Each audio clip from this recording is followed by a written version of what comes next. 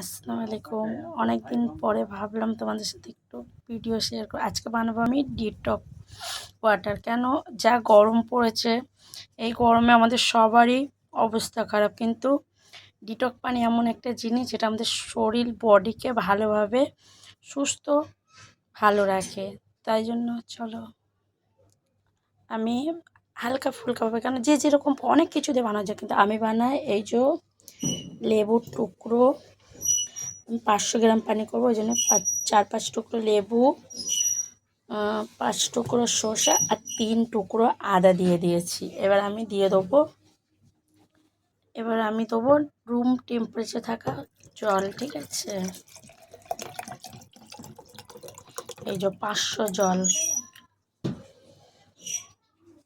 এবার পানি দিয়ে আমি ঢাকনাটা মুড়ে দেবো। এবার এটাকে আমি ফ্রিজে রাখতে যাব। আমি এই যে ফ্রিজার করে দিই। এবার আমাদের হয়ে গেল ডিটক ওয়াটারের জন্য সকালবেলা উঠে খাবো। রেডি। আজকের মতন একটুখানি ভালো লাগলে লাইক, শেয়ার অ্যান্ড সাবস্ক্রাইব করে দিও। আজকের মতন টাটা।